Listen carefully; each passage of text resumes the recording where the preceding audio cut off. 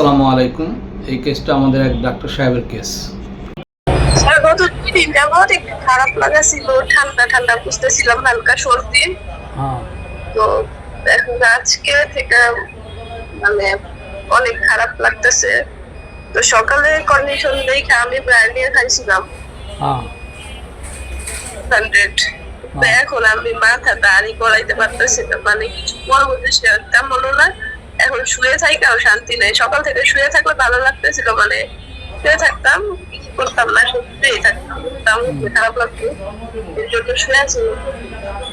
তো আদার্স কিছু সিমটম মিলাইয়া খাইছিলাম। তো পরে এখন বিকালের পর থেকে দেখি যে ভালো লাগে না তেমন, ইফেক্ট তো নাই আগের মতো, এটা আরো বেশি খারাপ। মাথা ব্যথা কি করতে মন চায়?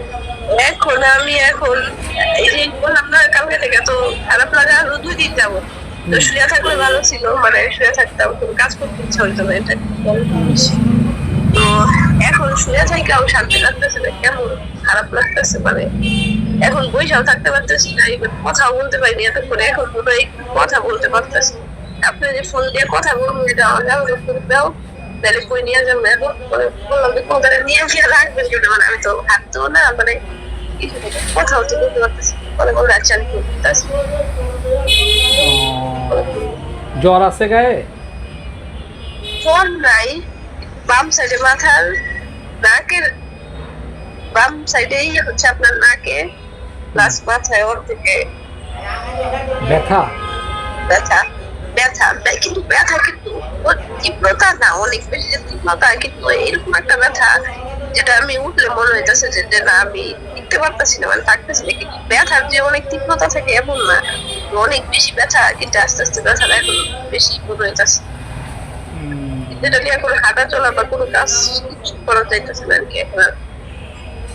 কাজ করতে পারতেছ না এটা নিয়ে, এই তো। হ্যাঁ, তো এমনি এই যে এটা করলে, এইটা মাথা যে ব্যথা যাই আছে, এটার সময় তোমার কি করলে তোমার কাছে একটু আরাম লাগে?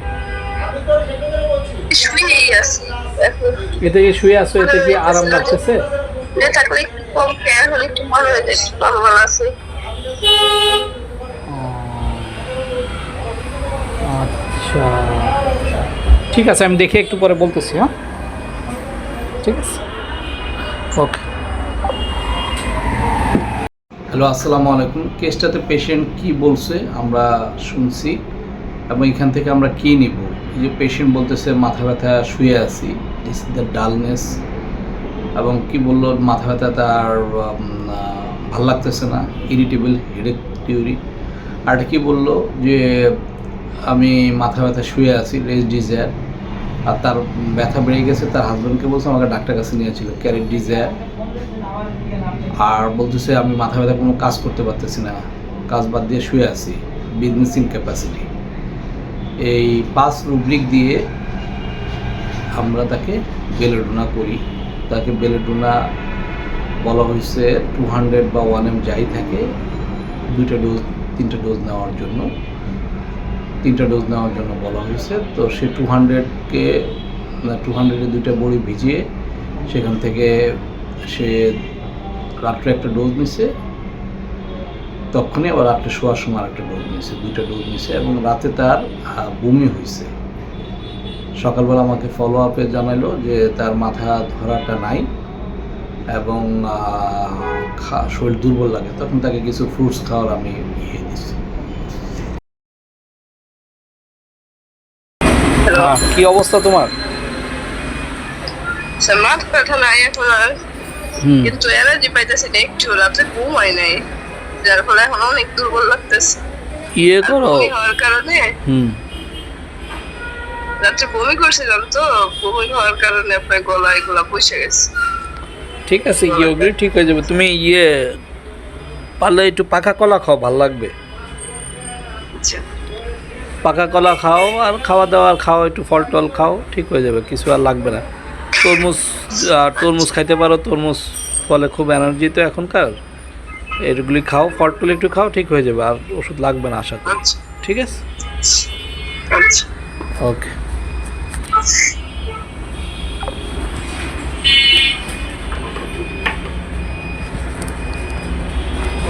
আজকে কি মাথা ব্যথা অনেক সময় আমরা কী হয়, এক একজনের এক এক ধরনের রিয়াকশন থাকে। এই ব্যক্তি এই পেশেন্ট কি করছে, মাথা ব্যথা শুয়ে আছে, কোনোরকম বিরক্ত করতেছে না, কিছু বলতেছে না, ডালনেস, তো তার যে লেভেলটা ছিল ওটা থেকে সে লেভেলে নিচে গেছে, তো লেভেলটা নিচে নেমে গেছে, এই জন্য ডালনেস হয়ে গেছে। ডালনেস হেডে দিয়ে আর ব্যথার কারণে তার ভালো লাগতেছে না, বিরক্ত লাগতেছে, ইরিটেবল হেডেক ক্রিয়েভিং। আর কি বললো যে আমি ঘরে কাজকর্ম করতে পারতেছি না, শুয়ে আছি। তো এটা হলো আপনার বিজনেস ইনক্যাপাসিটি। তার যে ক্যাপাসিটি ছিল কাজ করার, সেই ক্যাপাসিটিটা লো হয়ে গেছে, সে কাজ করতে পারতেছে না। তো আর ব্যথার মধ্যে শুয়ে আছে, এই তো 1-2 মিনিটে পেশেন্ট উনি নিজে ব্রাউনিয়া খায়, ডক্টর সাহেব। তো আসলে ব্রাউনিয়া খাওয়ার পরে ওনার ওরকম ফায়দা হয় না, তখন আমার সাথে যোগাযোগ করে। এবং আসলে আমাদের যে ডাক্তার সাহেবরা আছেন তারা নিজে নিজে ওষুধ খাওয়া ঠিক না। যখন অসুস্থ হয়ে যাবেন, উনি একবার ট্রাই করছেন, এটা করতে পারেন, এটা আপনার রাইট আছে অ্যাজ এ ডক্টর হিসেবে। তারপর যদি না হয় তাহলে আপনি আপনার সিনিয়র যারা আছে, জাননেওয়ালা বুঝনেওয়ালা যারা আছে তাদের সাথে আলোচনা করে ওষুধ প্রেসক্রিপশন করে নেবেন। এতে আপনার ডাক্তার, যেহেতু আপনি ডাক্তার সাহেব, আপনার জীবনের মূল্য অমূল্য, তো এই জন্য আপনি অন্য ডাক্তারের কাছ থেকে প্রেসক্রিপশন নিয়ে ওষুধ খাবেন। এটা আপনার জন্য, সমাজের জন্য, সবার জন্য ভালো হবে। সবাইকে ধন্যবাদ। আসসালামু আলাইকুম।